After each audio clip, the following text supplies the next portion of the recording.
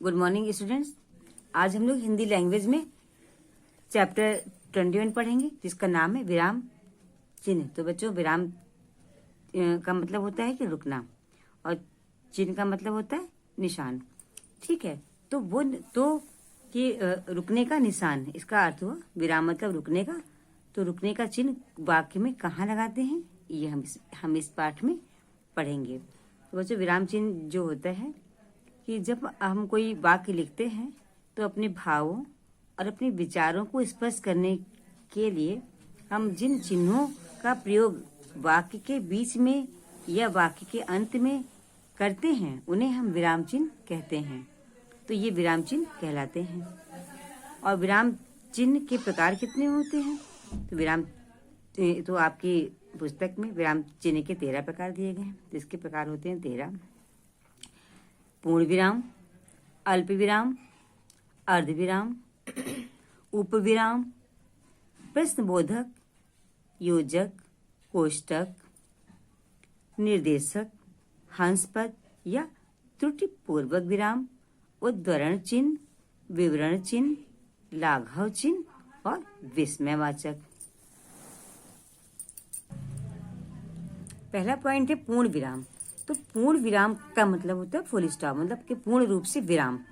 तो पूर्ण विराम जो चिन्ह होता है वो किसी भी वाक्य के पूरा होने पर लगाया जाता है। जब वाक्य पूरा हो जाता है, जैसे कि तुम कल आना, ये वाक्य आपका पूरा हो गया तो इसके बाद आप पूर्ण विराम लगा सकते हैं।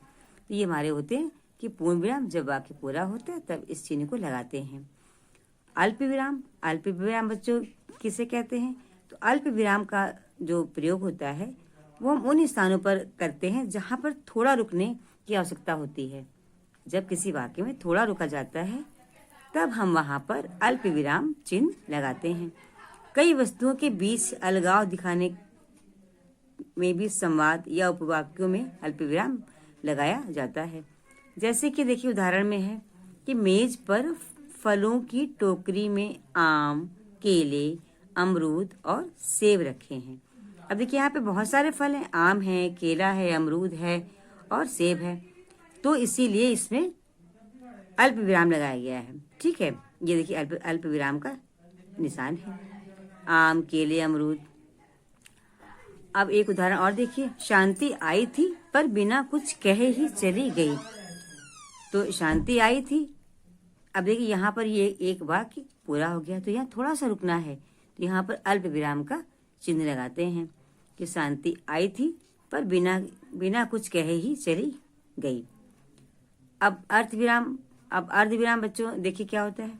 अर्ध विराम होता है कि जब किसी उपवाक्य को अधिक बल दे करके स्पष्ट करने या कई उपवाक्यों को अलग अलग करके स्पष्ट करने के लिए इसका प्रयोग होता है। ठीक है, जैसे कि कोई भी हमने उदाहरण लगाया तो उसको स्पष्ट करने के लिए अर्ध विराम का प्रयोग किया जाता है। जैसे कि देखिए एक आपको उदाहरण बताते हैं, जीवन का ध्येय परम सत्य की खोज करना है। ठीक है, जीवन का ध्येय परम सत्य की खोज करना है, यूं कब तक पड़े रहोगे। तो ये देखिए ये जो चिन्ह लगा है ये अर्ध विराम का चिन्ह है। ऊपर एक बिंदी और नीचे अर्ध विराम वाला चिन्ह। तो ये हमारा होता है अर्ध विराम। अल्प विराम का चिन्ह ये नीचे और एक पॉइंट बिंदु, तो ये हमारा होता है अर्ध विराम। अब उपविराम हमारा क्या होता है? उपविराम में बच्चों होता है कि उपविराम चिन्ह का जो प्रयोग होता है वो जब हम कोई संवाद को लिखते हैं तो संवाद को लिखने में या निर्देश देने में या फिर शीर्षक लिखने में इसका प्रयोग किया जाता है। ठीक है, तो उपविराम का प्रयोग संवाद लिखने में और निर्देश देने में या फिर शीर्षक लिखने में किया जाता है। जैसे कि हमने कहा कि कहानी का शीर्षक है, तो अब कहानी का शीर्षक हमें देना है तब हम उपविराम का चिन्ह लगाएंगे कि कहानी का शीर्षक है मैला। देखिए ये अब ये दो बिंदु लगाए गए हैं, ये उपविराम का चिन्ह है। जो साफ नहीं, मैला मतलब जो गंदा, जो साफ नहीं है। तो इस प्रकार से इस चिन्ह का प्रयोग कोई संवाद लिखने में, निर्देश देने में और शीर्षक लिखने में लगाते हैं। अब एक उदाहरण और देखिए कि माँ उठो देर हो रही है ना। माँ माँ से बच्चा बोल रहा है कि माँ उठो, देर हो रही है। तो माँ, अब ये निर्देश जैसे कि हो, ये ठीक है, तो इसलिए यहाँ पर माँ के बाद ये उपविराम चिन्ह का प्रयोग हुआ है। अब देखिए, अब हमारा है प्रश्न बोधक चिन्ह। तो ये क्या होता है कि प्रश्न बोधक जो चिन्ह होता है, तो जब कोई भी ऐसा वाक्य हो जिसमें प्रश्न पूछा जाए तो वहां पर प्रश्न बोधक चिन्ह का निशान लगता है। इस तरह से लगता है वो, ठीक। तो प्रश्न बोधक चिन्ह उत्तर की अपेक्षा करने वाले वाक्यों के अंत में लगाए जाते हैं, ठीक है। अब जैसे कि देखिए एक उदाहरण कि बच्चों ने घर की सफाई करते समय क्या गड़बड़ी की। अब चूंकि क्या शब्द आया है तो ये वाक्य हमारे प्रश्नवाचक वाक्य बन गया। तो यहाँ पर प्रश्नबोधक चिन्ह का प्रयोग करेंगे। तो जितने भी वाक्य होते हैं, जब हम किसी भी प्रश्न सूचक शब्द उसमें होते हैं, तब वहां पर प्रश्नबोधक चिन्ह का निशान लगाया जाता है, ठीक है। अब हमारा योजक चिन्ह। तो योजक चिन्ह क्या होते हैं बच्चों कि योजक चिन्हों का जो प्रयोग होता है वो द्वंद्व समास में द्वैत शब्द और युग्मों में तथा संख्या में इसका अंश लिखने के लिए किया जाता है। योजक चिन्ह जब दो शब्द एक जैसे होते हैं, दोनों का महत्व बराबर होता है, तब बीच में एक छोटी सी लाइन जो है करके इसका चिन्ह बनाया जाता है। तो ये जो हमारे योजक होते हैं जो चिन्ह, इनका प्रयोग द्वंद्व समास। देखिए जब आपको लोगों को समास हमने पढ़ाया तो उसमें बताया था ना कि जैसे भाई बहन, माता पिता, ये सब द्वंद्व समास के उदाहरण है ना। जब दोनों ही चीजें का समान महत्व होता है तो माता पिता के बीच में छोटी सी लाइन करते हैं, ये हमारा योजक चिन्ह होता है। भाई बहन के बीच में करते हैं, इस तरह से दिन है दिन रात उसके बीच में लगाते हैं, तो ये हमारे योजक चिन्ह कहलाते हैं। अब देखिए इसका उदाहरण है, चलते चलते वह गिर गया। अब चलते चलते दो बार आया ना ये शब्द, तो इसके बीच में योजक चिन्ह का प्रयोग होगा कि चलते चलते वह रुक गया। अब देखिए कोष्टक क्या होते हैं। कोष्टक चिन्ह का जो है प्रयोग हम लोग ये कई स्थितियों में इसका प्रयोग होता है, ठीक है। तो जैसे कि कठिन शब्दों का अर्थ स्पष्ट करते हैं तब भी हम कोष्टक चिन्ह का निशान लगाते हैं। और जो हमारे संवाद होते हैं, तो संवाद के जो हाव भाव होते हैं, तो संवाद के साथ उनके हाव भाव को दिखाने के लिए भी कोष्टक का प्रयोग होता है। और कोष्टक हमारे क्रम संख्याओं के साथ भी आते हैं, जैसे कि प्रश्न 3, ठीक है। अब का, खा, गा, इस तरह से हम लोग देते हैं ना कि कोई प्रश्न है हमारा तो उसके पार्ट हैं, उसके हिस्से हैं कि का है, खा है, गा है, तो इसमें भी हम लोग कोष्टक लगाते हैं। का है तो का कोष्टक में, खा है तो खा कोष्टक में, ठीक है, और गा है तो गा। तो जैसे कोई निर्देश जो दिया कि प्रश्न 3 में का, खा, गा करने अनिवार्य हैं, तो तीनों में इस तरह का कोष्टक लगाएंगे। तो ये कोष्टक चिन्ह होते हैं, ठीक है। तो ये कब लगते हैं? जब कठिन शब्दों को अर्थ स्पष्ट करें या फिर संवादों के हाव भाव लिख रहे हो तब लगाते हैं। और जब कोई क्रम संख्या लिखते हैं तो उसके साथ भी हम कोष्टक चिन्ह लगाते हैं। अब हमारा है निर्देशक चिन्ह। तो निर्देशक चिन्ह बच्चों क्या होता है कि निर्देशक चिन्ह जो होते हैं वो योजक जैसे ही होते हैं। जैसे हम लोगों ने पढ़ा था योजक चिन्ह एक छोटी सी लाइन बनाते हैं बीच में, वैसे ही हमारे होते हैं निर्देशक चिन्ह।